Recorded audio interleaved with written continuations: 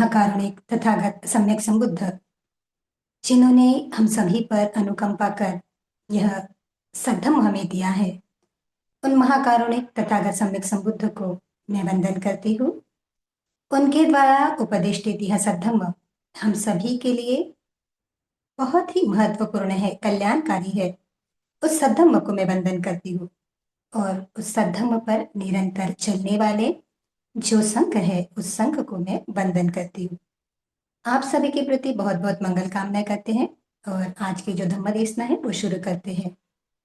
तो आज इस श्रृंखला में जो थेरी घातक की श्रृंखला है, वहां पे हम एक ऐसे अरहंत थेरी के बारे में जानेंगे जिन्होंने सही अर्थ में निब्बान कैसे प्राप्त किया जा सकता है, किसी कर्मकांड के द्वारा नहीं, तो केवल शील, समाधि और प्रज्ञा को धारण कर कोई व्यक्ति अपने जीवन को कैसे मुक्त कर सकता है, दुखों से, इस भवचक्र से कैसे मुक्त कर सकता है, इनका सुंदर उपदेश देने वाली यह जो आज की अनंत थेरी की कथा है, तो बहुत श्रद्धा युक्त चित्त से हमें सुनना है। बुद्ध शासन में जो भी आर्य पुगल हुए हैं,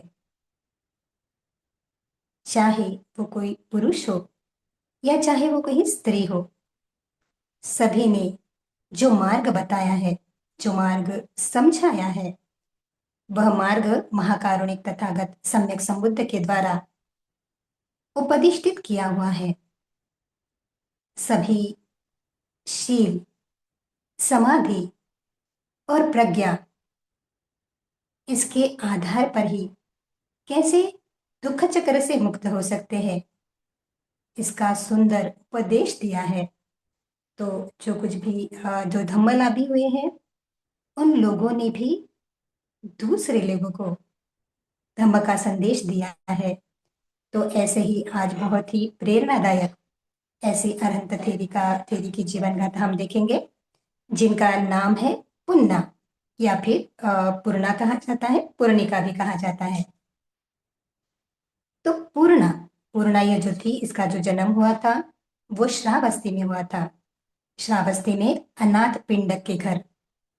तो आप सभी जानते हैं कि अनाथ पिंडक जो था वो श्रावस्ती का बहुत बड़ा श्रेष्ठी था, बहुत धनवान व्यक्ति था और बहुत से लोगों पर अनुकंपा कर वह जो भोजन है, भोजन का दान देता था, दूसरी जो वस्तुएं हैं उस वस्तुओं का भी दान देता था। तो ऐसे ही उसका जो नाम था वो अनाथ पिंडक पड़ा। तो इस अनाथ पिंडक के घर में श्रेष्ठी था, तो बहुत सारे दास दासियां थे। तब के काल में जो दास या दासी की हम कह सकते हैं परंपरा थी, तो जो कोई श्रेष्ठ व्यक्ति थे वो खरीद के लाते थे और जो दास है, दासी है, इनका क्रय विक्रय होता था। तो इस प्रकार से अनाथ पिंडक है, अनाथ पिंडक के घर में भी अनेक दास और दासियां थी। तो दासियों की संख्या कुल 99 थी। तो 99 यानी बहुत मात्रा में उसके घर में दास दासियां थी। तो जब उस दास पुत्री को जो दासी थी अनाथ पिंडक के घर में, तो उन्हें एक पुत्री रत्न प्राप्त हुआ। तो जो संख्या थी अनाथ पिंडक के घर में दासियों की, वो कुल 100 हुई। तो इसीलिए उसका नाम रखा गया पूर्णा, यानी जो 100 के संख्याओं को पूर्ण करती है। तो ये पूर्णा एक दासी की पुत्री थी। तो सामाजिक, हम कहते हैं सामाजिक या जो आर्थिक स्तर था, वो दास दासियों के लिए घर के काम करना या फिर जो घर के जो मालिक है उन मालिकों की सेवा करना, उनके आज्ञाओं का पालन करना, ऐसे था। तो अनाथ पिंडक खुद एक धम्मवान व्यक्ति था और धम्मलाभी थे। लेकिन उनके घर में जो उनकी बहू थी जिनका नाम था सुजाता, ये सुजाता थोड़े कठोर शब्द की थी, कठोर वाणी बोलती थी और क्रोधी स्वभाव की थी। तो अपने उनके घर के जो दास दासियां थे उन्हें हमेशा ही क्रोध युक्त शब्द से बुलाती थी या फिर उन्हें इसी प्रकार से आदेश देती थी। तो ये जो पुन्ना दासी थी, उसी घर में छोटे से बड़ी हुई। तो इसका जो प्रमुख काम था वो प्रमुख काम था नदी से पानी, जो जल है वो जल भर के लाना, जितना भी परिवार को लगता है वो पानी पूरी तरह से उसका नदी से लाना, यह इसका काम था। और जो अनाथ पिंडक थे, अनाथ पिंडक के घर में हमेशा ही महाकारुणिक तथागत सम्यक संबुद्ध और उनका जो संघ था, वो संघ हमेशा ही जो भोजन दान है इसके लिए आते थे, धम्मदेसना के लिए आते थे। और अनाथ पिंडक और उनका परिवार भी नियमित रूप से जेतवन, जो विहार था, जो अनाथ पिंडक के द्वारा ही दान दिया गया था, वहां हमेशा ही धम्म का उपदेश सुनने के लिए जाते थे। तो इस प्रकार से बहुत सारे जो दास दासियों थे उनके घर के, उन्हें भी अच्छे से पता था कि जो भगवान है, भगवान की पूजा कैसे करना है, दान पूजा है, या फिर कैसे अपने पुण्य को बढ़ाना, ये सभी जानते थे। तो ये जो पुण्य दासी थी, पूर्णा दासी, वो भी जब भी महाकारुणिक तथागत सम्यक संबुद्ध वहां पे उनके घर में आते थे तो धम्म का उपदेश वो सुनती थी। और धम्म का उपदेश सुनकर ही वह 3 रत्नों में और 5 शीलों में शरणागत हो गई। तो अपने जो भी कर्तव्य उसे दिए गए थे, उस कर्तव्य को भली प्रकार से पूर्ण करती थी, भली प्रकार से उसका पालन करती थी, जिससे उसके कार्य से किसी को भी पीड़ा ना पहुंचे। बहुत अच्छे से उसका जो कार्य दिया गया जाता था उसे, वह कार्य वो पूर्ण करती थी। तो जो पूर्णादासी थी, जैसा कि उसका काम था नदी से पानी भर के लाना, नदी से जल भर के लाना, तो हर एक मौसम में उसे ये काम करना पड़ता था, चाहे कितनी भी सर्दी हो, फिर भी उसे यह पानी भरने का काम करना पड़ता था। तो 3 रत्नों में शरण लिए हुए और 5 शीलों का पालन करते हुए यह जो पूर्णा थी, उसे धम्म के बारे में बहुत कुछ जानकारी थी, क्योंकि वो स्वयं भी उसका पालन करती थी और नियमित रूप से महाकारुणिक तथागत सम्यक संबुद्ध इनके जो धम्म है, धम्म का उपदेश है, वो सुनती थी। तो एक बार वह सर्दी में बहुत उस समय बहुत सर्दी का दिन था वो, और इस ठंडी के दिन में वो नदी में पानी भरने के लिए जाती है। नदी में पानी भरने के लिए जब जाती है तो देखती है कि एक जो व्यक्ति है, ब्राह्मण व्यक्ति है, वो व्यक्ति वहां पे नदी में जो है वो जल शुद्धिकरण में नहा रहा है, इतने ठंडी में नहा रहा है। तो उसे थोड़ा सा अचरज होता है कि यह जो व्यक्ति है वो नदी में जाके क्यों नहा रहा है इतनी ठंडी में, वो भी। तो प्रश्न पूछती है उसे कि आप इस समय यहाँ पे क्या कर रहे हैं, जैसे कि ये जो ठंडी का दिन है तो यहाँ पे आप यहाँ पे क्यों नहाने आए, ऐसे वो पूछती है। तो वो जो ब्राह्मण है वो कहता है कि जैसे कि मैं यहाँ पे अपनी पापों की, जैसे भी मैंने जो भी पाप कर्म किए हैं, या अकुशल कर्म किए हैं, उस अकुशल कर्म की शुद्धि के लिए आया हूँ। तो ये पूर्णा को सुनकर बहुत ही आश्चर्य होता है कि क्या आप अपने पाप कर्मों को धुलने के लिए, आप अपने पाप कर्मों को नष्ट करने के लिए इतने कड़ाके की ठंडी में यहाँ पे स्नान कर रहे हैं। तो वो जो ब्राह्मण है वो कहता है कि हाँ, मुझे किसी ने बताया है कि इस प्रकार से अगर कोई व्यक्ति अपने किए गए जो पाप कर्म है, चाहे वो युवावस्था में हो, चाहे वो वृद्धावस्था में हो, अगर उसने कोई भी पाप कर्म अपने जीवन में किए हैं, तो अगर वो पानी में पानी से अगर वो नहा लेता है वो, या पानी से जल से वो अपनी शुद्धि कर सकता है, इससे उसके जो पाप कर्म है वो पाप कर्म धुल जाते हैं। अभी ये जो पूर्णिका है, जो धम्म को जानती है कि किस प्रकार से कोई व्यक्ति अपने पापों को नष्ट कर सकता है, कोई व्यक्ति अपने अकुशल को नष्ट कर सकता है। तो उस ब्राह्मण से कहती है, क्या सचमुच ऐसा होता है? सचमुच इस नदी में स्नान करने से आपके सभी पाप नष्ट हो जाएंगे? तो वो जो ब्राह्मण है कहता है, हाँ, मुझे बताया गया है कि इसी प्रकार से अब मेरे जो पाप है, अकुशल कर्म है, वो नष्ट हो जाएंगे। तो पूछती है, क्योंकि धम्म जाना हुआ है, तो पूछती है अगर ऐसा है तो इस नदी में जो कुछ भी मछलियां हैं या इस नदी में जो कुछ भी प्राणी है, चाहे वो मेंढक है, चाहे वो पानी वाले सांप है या पानी वाले दूसरे जीव है, तो अगर ऐसे करते हैं तो ये सभी जो प्राणी है वो प्राणी तो फिर सुगतगामी हुए, सभी स्वर्ग की ओर जाएंगे, सभी कुशल की ओर जाएंगे, क्योंकि वो पानी में रहते हैं। तो प्रश्न पूछती है कि क्या ऐसा वास्तव में है। अब जो ब्राह्मण है थोड़ा उसको एक हम कह सकते हैं कि क्योंकि जानता है सभी बातें, तो अचरज में पड़ जाता है, कुतूहल में पड़ जाता है, क्या सही में ऐसा हो सकता है? अरे हाँ, ये कह तो सही रही है। अगर इस पानी के इस जल से ही स्नान कर कर या डुबकी मारकर मेरे सभी पाप नष्ट हो सकते हैं, तो इस जो जल है उस जल में जो भी कुछ प्राणी है, सचमुच वो तो सुगतगामी हो गए, क्योंकि वो तो पानी में ही रहते हैं। तो उसके मन में थोड़ा संदेह निर्माण होता है कि क्या मैं अभी जो भी कुछ कर रहा हूँ क्या वो सही है।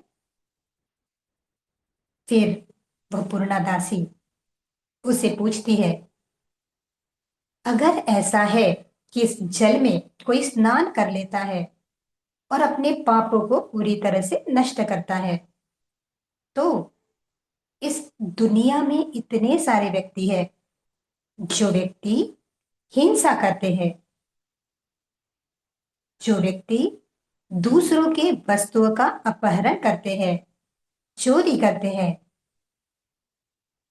जो व्यक्ति व्यभिचार करते हैं, जो व्यक्ति वाणी के दुष्कर्म करते हैं, या जो व्यक्ति नशीले पदार्थों का सेवन करते हैं, जो अपना जीवन बेहोशी में डालते हैं, स्वयं तो दुख ही निर्माण करते हैं और दूसरों के लिए भी दुख का ही निर्माण करते हैं, तो क्या ऐसे व्यक्ति, अगर जीवन भर एक व्यक्ति ने बहुत सारे अकुशल कर्म किए हैं और वो किसी नदी के पानी में अगर डुबकी लगा लेता है, तो क्या उसके सभी पाप धुल जाएंगे? तो वो ये प्रश्न पूछती है। तो वो फिर से, जो ब्राह्मण है वो फिर से आश्चर्यचकित हो जाता है। वे हाँ, सही तो कह रही है। कोई व्यक्ति अगर इतना अकुशल कर्म करता है और अकुशल कर्म करके केवल नदी में डुबकी मार लेता है, केवल जल से स्नान कर लेता है, तो क्या सचमुच उसके जो अकुशल कर्म है, उस अकुशल के कर्म के जो विपाक है, वो नष्ट हो जाएंगे? तो आश्चर्य से भर जाता है कि क्या सचमुच ऐसे होता है। फिर वो पूर्णिका दासी कहती है कि अगर ऐसा होता है तो हर एक व्यक्ति जो भी अकुशल कर्म करता है, अपने जीवन में अकुशल कर्म करता है, चाहे किसी भी शील का वो उल्लंघन करता है, तो बस वो केवल किसी नदी पर जाए और नदी पर जल शुद्धि कर ले, तो उसके सभी पाप से वो मुक्त हो जाएगा, तो उसकी सुगति तो निश्चित ही है। तो फिर से पूछती है, क्या इस नदी में डुबकी लगाने से केवल पाप कर्म ही से ही कोई मुक्त होता है? क्या केवल पाप कर्म ही धुल जाते हैं? अगर ऐसा होता है तो पुण्य कर्म भी धुल जाएंगे, क्योंकि आप नदी में जो स्नान कर रहे हैं उस नदी को तो नहीं पता, उस जल को तो नहीं पता कि ये इसका पुण्य है तो इसको ही धोना है, जो पाप कर्म है उसको ही धोना है, पुण्य कर्म को नहीं धोना है। तो ये कैसे? तो पूछती है, अगर आप इस नदी में जल में शुद्धि कर रहे हैं तो हो सकता है कि आपके पाप कर्म के साथ साथ आपके पुण्य कर्म भी धुल जाए। अगर ऐसा है तो आप ये सब कुछ क्यों कर रहे हैं? अगर आपके पुण्य पाप कर्म तो धुल गए तो उसके विपाक से तो आप बच जाएंगे, लेकिन साथ साथ में अगर पुण्य कर्म ही आपके धुल गए तो आप उस पुण्य कर्म के सुख से भी वंचित हो जाएंगे। तो इस प्रकार से वो प्रश्न पूछती है। अब यह जो ब्राह्मण है सही अर्थ में धम्म को समझता है, तो सोचता है हाँ, ये भी तो सही है। इस नदी को, इस जल को तो नहीं पता कि केवल मेरे पाप कर्म को ही धुलना है, मेरे पुण्य कर्म को वैसे ही रखना है। तो पूछता है, किस प्रकार से हम अपने पाप कर्म को धुल सकते हैं? अगर यह उपाय नहीं है तो किस प्रकार से हम अपने पाप कर्म को धुल सकते हैं? तो पूर्णिका बताती है कि अगर चाहे अंधकार हो चाहे प्रकाश हो। इसका अर्थ होता है चाहे कोई देख रहा है या चाहे कोई नहीं देख रहा हो, जो व्यक्ति केवल अच्छे कर्म करता है, जो व्यक्ति केवल पुण्य कर्म करता है, वही व्यक्ति अपने पापों से मुक्त होता है। देखिए कितनी सुंदरता से वो बताती है कि कहा चाहे आपको कोई देख रहा है या चाहे कोई नहीं देख रहा है, निरंतर पुण्य कर्म करना ही दुख से मुक्ति हो सकती है। फिर कहते हैं चाहे कोई देख रहा है चाहे कोई नहीं देख रहा है, कभी भी अकुशल कर्म नहीं करना है, कभी भी गलत कर्म नहीं करना है, क्योंकि यह जो गलत कर्म है, ये जो अकुशल कर्म है, उसी से ही दुख का निर्माण होता है। अगर आप इस प्रकार से अकुशल कर्म नहीं करते हैं, गलत कार्य नहीं करते हैं और निरंतर पुण्य कर्म करते रहते हैं, तभी आप अपने दुखों से मुक्त हो सकते हैं।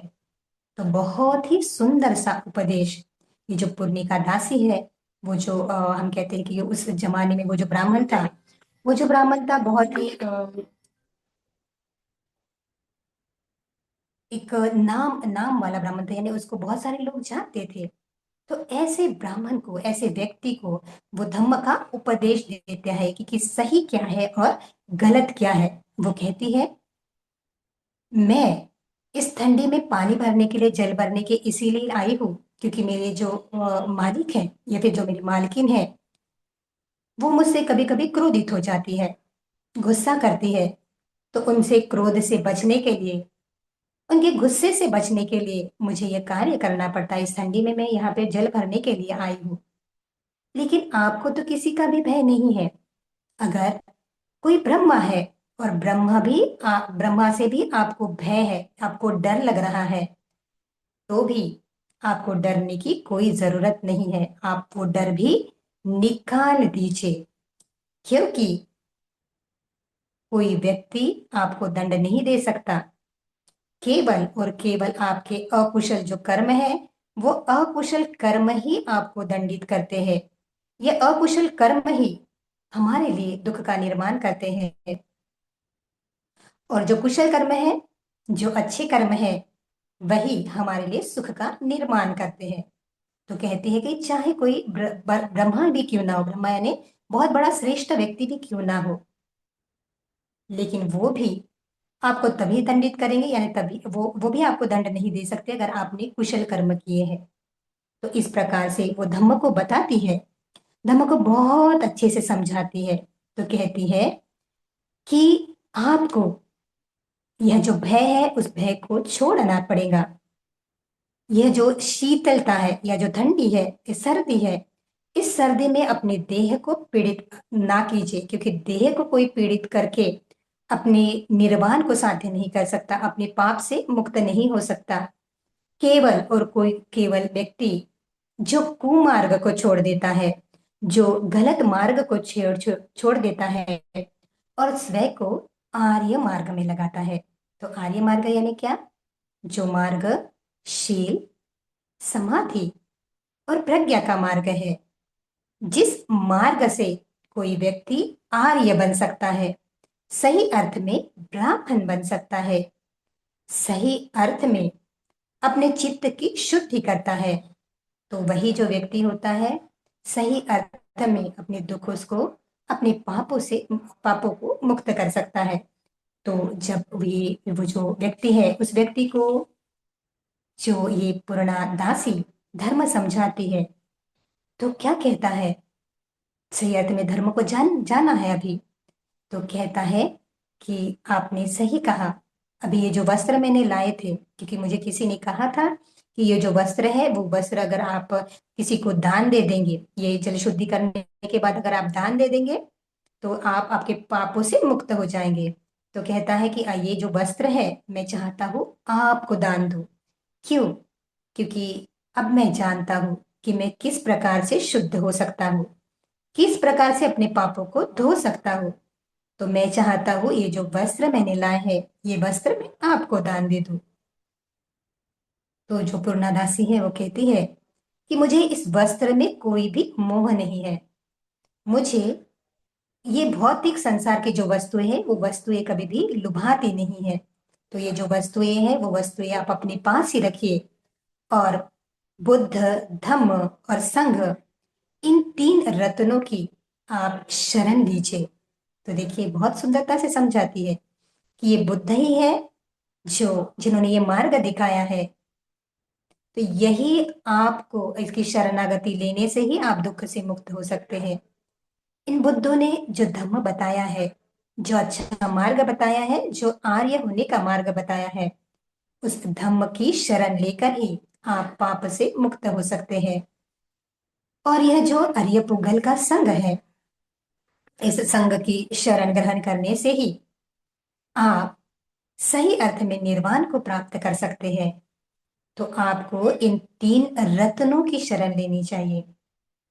आपको 5 शीलों को ग्रहण करके उसकी शरण लेनी चाहिए। तो बहुत सुंदरता से बताती है, तभी आप अपने दुखों से मुक्त हो सकते हैं। तो कहती है कि सही कहा आपने। तो जो ब्राह्मण है वो कहता है कि सही है, आज से जो मैं है बुद्ध, धम्म और संघ की शरण ग्रहण करता हूँ, और आज से मैं सदैव ही धर्म का आचरण करूंगा, अच्छे कर्म करूंगा और अकुशल कर्म से दूर रहूंगा। तो यही मेरे लिए मंगलकारी है। तो कहता है कि पहले मैं केवल नाम मात्र का ब्राह्मण था, यानी केवल लोग मुझे ब्राह्मण कहते थे, नामधारी था। लेकिन सही अर्थ में अब मैंने इस धम्म को जान लिया है। आज सही अर्थ में मैंने ये जान लिया है कि अपने दुखों से मैं कैसे मुक्त हो सकता हूँ। तो कहता है, क्योंकि धम्म लाभे बना, देखिए उनके उनको जो धम्म सुनने से उस वो धम्म लाभे बनता है, और कहता है कि सही अर्थ में मैं अभी ये तीन रत्न के प्रति मैंने शरणागति ले ली है, और मैंने इस प्रकार से पंचशीलों को पालन करने का जो मैंने यह संकल्प लिया है, अधिष्ठान लिया है। तो सही अर्थ में मैं धम्म को जानने वाला हूँ। और वह जो ब्राह्मण है बाद में जो भिक्षु संघ है, भिक्षु संघ में प्रवचित हो जाता है और प्रवचित होकर अरहंत हो जाता है। तो जब यह जो बात है अनाथ पिंडक को समझती है कि किस प्रकार से ये जो पुन्नादासी है उसने उस ब्राह्मण को सही अर्थ में धम्मक बताया है, तो वह जो अनाथ पिंडक है, वो अनाथ पिंडक उस दासी को दास्यता से मुक्त कर लेते हैं और कहते हैं कि अभी आप दास्यता से मुक्त हुए हो, तो अभी आप अपना जीवन अच्छे तरह से जी सकते हो। तो यह जो पुन्नादासी है कहती है कि मैं प्रवज्जा लेना चाहती हूँ। भिक्खुनी संघ है, महाकारुणिक तथागत सम्यक संबुद्ध का जो संघ है, भिक्खुनी संघ है, उसमें प्रवज्जा ग्रहण करना चाहती हूँ, तो आप मुझे अनुमति दीजिए। तो जो अनाथ पिंडक है उसे दास्यता से मुक्त करने करने के बाद में वह भिक्षुनी संघ में प्रवेश कर लेती है और जल्दी ही निर्वाण को प्राप्त करती है। तो ये जो पुण्य दासी है, धम्म में तब लाभी होती है जब महाकारुणिक तथागत सम्यक संबुद्ध श्रावस्ती में सिंहनाद सुत्त बताते हैं। तो सिंहनाद यानी क्या? सिंहनाद कौन कर सकता है? सिंहनाद ये इसे कहते हैं कि सिंह की जो है गर्जना। तो सिंह क्या हो, कौन होता है? सिंह वो व्यक्ति होता है जो व्यक्ति शील में प्रतिष्ठित है, जो व्यक्ति समाधि में प्रतिष्ठित है, और जिस व्यक्ति ने प्रज्ञा पूर्ण कर ली है, जो सही अर्थ में मुक्त है, सही अर्थ में सत्य का उपदेश देता है, सत्य की गर्जना करता है, वही व्यक्ति केवल सिंह नाद कर सकता है। तो इस प्रकार से जब महाकारुणिक तथागत सम्यक संबुद्ध इन सिंहनाद सुत्त बताते हैं, तो जो बहुत सारे जो भिक्खु भिक्खुनियां हैं, भिक्खु लोग हैं, वो धर्म में प्रतिष्ठित हो जाते हैं, और ये पूर्णिका दासी भी सोतापन्ना अवस्था को प्राप्त करती है और धम्म को जानने वाली होती है। तो बहुत ही प्रेरणादायक ऐसी यह जो अरहंत थेरी है, यह अरहंत थेरी की यह जो गाथा है, ये जो कथा है, तो बहुत हम कह सकते हैं कि एक प्रेरणादायी है। तो क्या प्रेरणा मिलती है? क्योंकि हर एक जो कथा है वो केवल कथा नहीं है, वो केवल कहानी नहीं है, वो एक परिपूर्ण जीवनी है। उस व्यक्ति की परिपूर्ण जीवनी है जिन्होंने बहुत सारे दुखों का सामना करके उस दुखों को नष्ट किया है, सही अर्थ में निब्बान की प्राप्ति कर ली है। तो बहुत सीख मिलती है, आज के परिवेश में भी बहुत महत्वपूर्ण है। तो पहली सीख हमें इस अरहंत थ्योरी के गाथा से मिलती है कि हमें हमेशा ही कल्याण मित्रों की संगति करना चाहिए।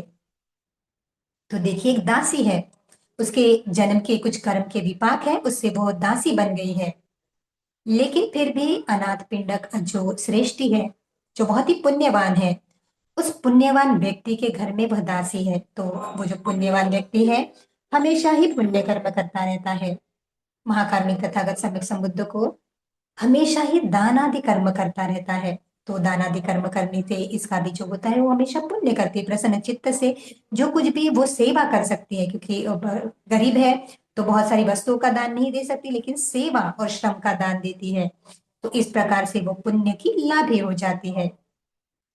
जब भी समय होता है, महाकारुणिक तथागत सम्यक संबुद्ध के जो सद्धम्म है उस सद्धम्म को सुनती है तो बहुत पुण्य अर्जित करती है, सही अर्थ में धम्म को समझने वाली होती है। इसीलिए सदैव ही कल्याण मित्रों की संगति करना चाहिए। अगर जीवन में कल्याण मित्र है तो वो हमें सुगति की ओर लेके जाते हैं, सही मार्ग की ओर लेके जाते हैं। और जो व्यक्ति हमारे कल्याण मित्र नहीं है, या हम कह सकते हैं कि अकुशल मार्ग पर चलने वाले हैं, तो अकुशल मार्ग पर चलने वाला व्यक्ति केवल ही केवल अकुशलता का ही मार्ग दिखाता है। इसीलिए सदैव ही कल्याण मित्र की संगति करना चाहिए। फिर हमें सीख मिलती है, चाहे सामाजिक परिस्थिति कुछ भी हो, चाहे जो हम कहते हैं कि आर्थिक परिस्थिति कुछ भी हो, चाहे किसी भी प्रकार की जो हम कहते हैं कि कम या ज्यादा, इससे यह जो धम्म है वो धम्म को कभी भी आंका नहीं जा सकता। धम्म उन सभी के लिए है जो अपने पुण्य को निरंतर बढ़ाते हैं, जो अपने अकुशलताओं को नष्ट करते हैं। तो इस प्रकार से सभी के लिए समान है, चाहे वो भिक्षु है, चाहे वो भिक्षुनिया है, चाहे वो उपासक है, चाहे वो उपासिकाएं हैं। तो जो जो व्यक्ति अपने पुण्य को निरंतर बढ़ाते हैं, अपने कुशलताओं को निरंतर बढ़ाते हैं और अपने अकुशलताओं को निरंतर नष्ट करते हैं, केवल वही व्यक्ति इस निब्बान को प्राप्त कर सकते हैं। तो बहुत बड़ी सीख हमें मिलती है, चाहे पहले के कर्म कुछ भी क्यों ना हो। यह धम्म हमें हमेशा ही निब्बान की ओर लेके जाता है, दुख मुक्ति की ओर लेके जाता है। फिर हमें संदेश मिलता है, फिर हमें एक बोध मिलता है कि चाहे स्त्री है चाहे पुरुष है, सभी के लिए ये जो निर्वाण है सही अर्थ में सभी के लिए समान है। यह जो उपदेश है वो आचरणशील है, आचरण करने पर ही इसका लाभ प्राप्त होता है।